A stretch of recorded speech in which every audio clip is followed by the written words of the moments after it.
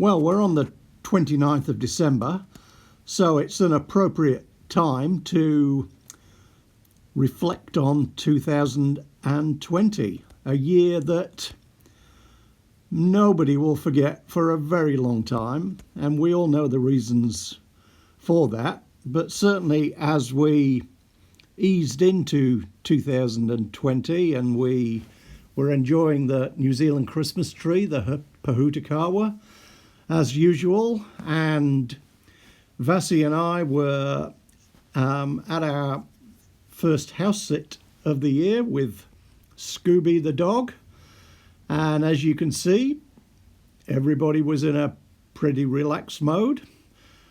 I was about to head off to Singapore for a very quick trip for a conference for the accounting organisation that I was trying to set up some training courses for. And I went to one of the big shopping malls that's been established by the airport, and there was this pretty impressive indoor waterfall, which was a great contrast then to the natural waterfall that we found when we went to Kerikeri with the van at Rainbow Falls. We had a great time travelling around Northland, making the most of the beautiful summer weather that we were getting in late January and early February, and we discovered some great beaches, part of the unseen New Zealand, where mainly it's just locals that will go and find and spend time at these places, but they were just lovely, stunning locations. And we splashed about in the water and did all the sorts of things that you would do in the summer, as I say, totally unaware of what was heading our way. Let's wait for a big wave again.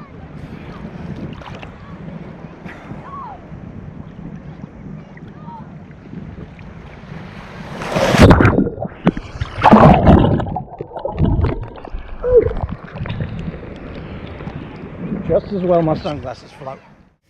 We then had a trip around the East Cape, and this old map is a good reflection of what we found as we travelled around, which is there's a lot of history to the place, to the East Cape, but there's not much left today.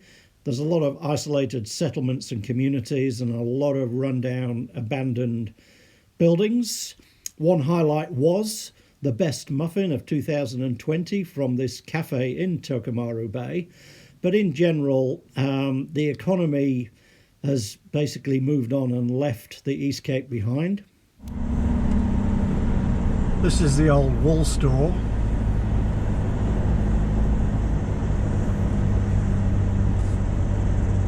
So that would have been pretty busy 30 or 40 years ago, I guess.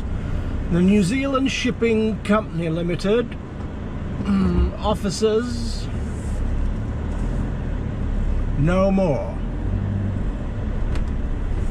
and it's sort of collapsed inside.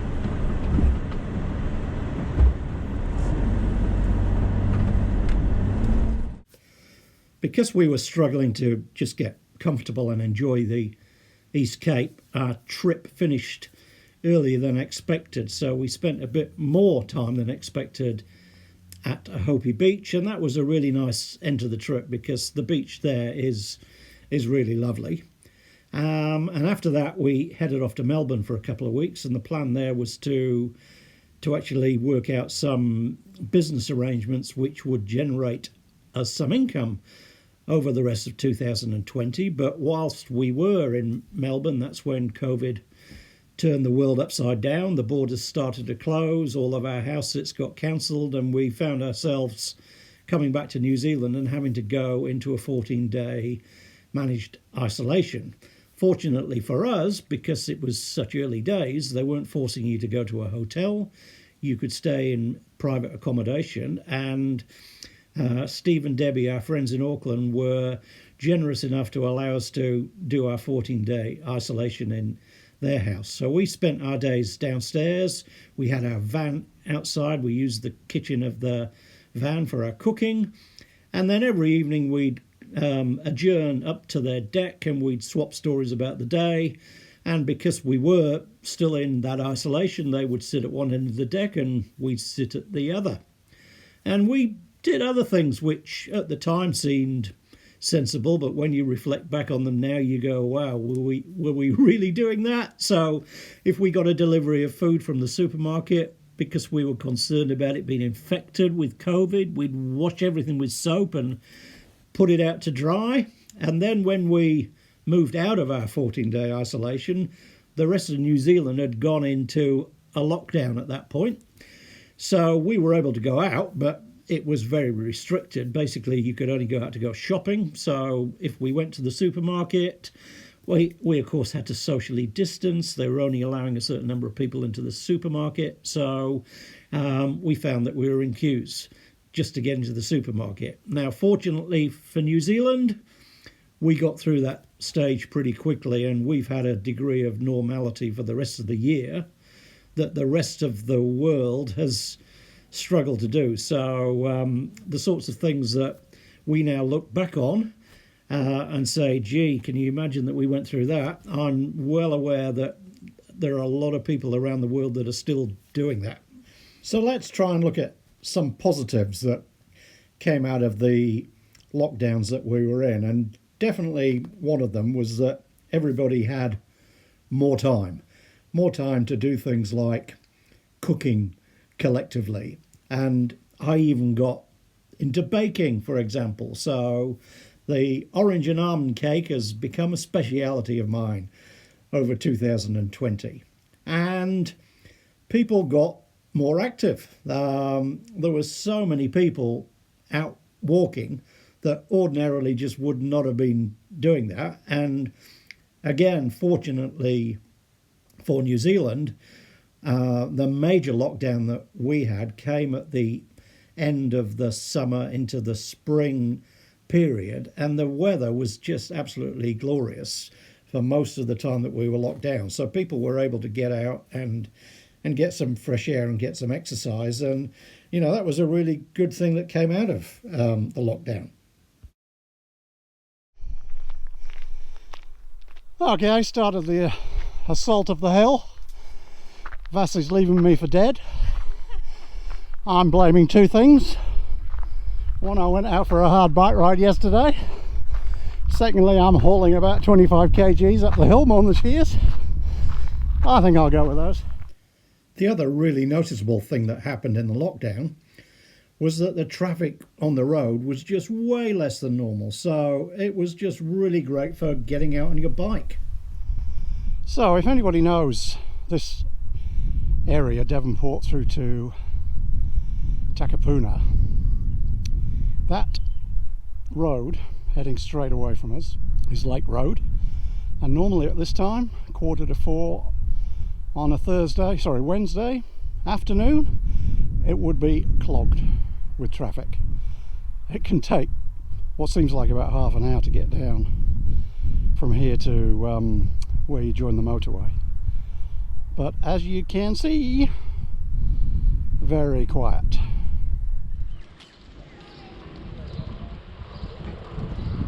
Definitely more bikes on the road than cars. Make the most of this while we can.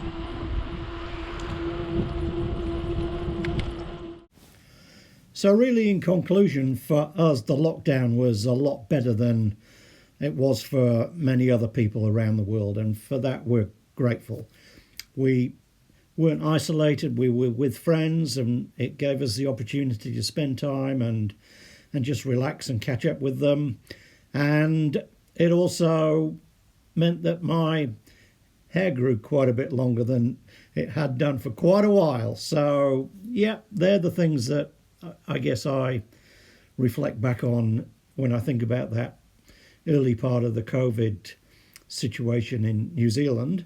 And then we transitioned through to a period where we moved away from Steve and Debbie's and spent some time in the van. And of course we were now into winter, which we were never anticipating was something that we would do in the van. So that was a bit of an experience for us. Of course, the winter in the Auckland area and the North Island is not anywhere near like winter that many people would recognise. But we did have some stormy periods. So this is a picture looking at Rangitoto Island from the campsite, and this is the next day.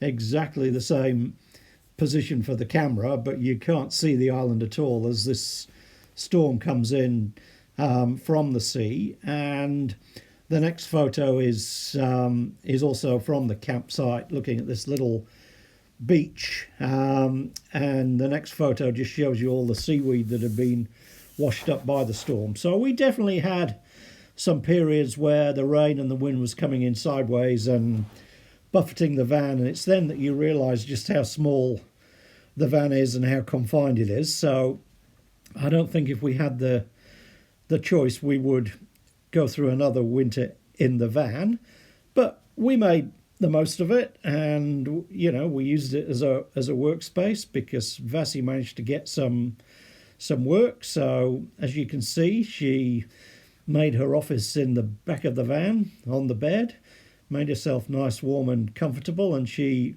ran quite a few Zoom meetings from that little office at the back of the van. So yeah, we made the most of it, and we met people on the campsite who'd been through the isolation and the lockdowns, and they were interesting to hear their stories, and we saw some strange things as well. So this is the footpath that runs along the bottom of the campsite, and as you can see, there's some goats, not on leads. A guy used to turn up in his van, offload the goats, and then go for a walk. And you can see from this next clip coming up just how big one of the goats is. It was huge. So yeah, there were some interesting things that went on that I guess we wouldn't have seen if we hadn't been in that sort of forced situation of staying in somewhere like that. And we used the opportunity of the lockdown and just generally things being a lot slower than they otherwise would be to make some modifications to the van. So here's Steve drilling a hole to put a booster through for the Wi-Fi signal, and he also helped us to reconfigure the bed to give us more storage. So that was great as well. And then eventually we started to get some house sits coming up again, which gave us the opportunity to get out of the van and actually stay in a house. So that was great to spend some time with different dogs, and we moved out of the winter and into the spring period, and we got the opportunity to go and find some more lovely beaches and stay at campsites which were pretty quiet and deserted, and gave us time, Vassie meditating on the beach and doing her exercise, and we just found some really lovely spots which again we probably wouldn't have got to if it hadn't been for the situation that we were in. So here we are now at the end of the year, and obviously some things are still ongoing and unresolved, but there are other things that have come full circle. So the Pohutukawa trees have come out again and look as beautiful as ever. So yeah, with the full circle that you're talking about, the Pohutukawa tree is flowering again, and see here we are as well, full circle. Looking forward to 2021. The difference from last year, I guess, we're not making any plans. Last year we made lots of plans for 2020, but none of those plans actually went ahead. So this time, instead of making plans, we just gonna go with the flow and see what 2021 will bring. Yeah, and I think as the wind blows, might well have to edit this to get this wind noise out, but yeah, I think certainly 2020 was a year that people really appreciated how important it was to be healthy and fit, and we're really fortunate that We are healthy and fit. We've got through the year unscathed, and yeah, we're working on our health and fitness. Vasi probably doing a better job of it than me, but yeah, and it's so sure it's been a shocker of a year in terms of income and finances, but I guess if you're fit and healthy you can overcome most things, so that's what's important for us. Definitely, health is wealth. Health is wealth. Yeah, health is Yeah. wealth, so I'm investing in it. So I'm happy that we've managed to get the YouTube channel up and running eventually, and I guess we're just, even though we're not planning, No, we're not planning. what we are looking forward to is making some more videos in 2021 and putting them up for you to see where we've been and what we've been doing.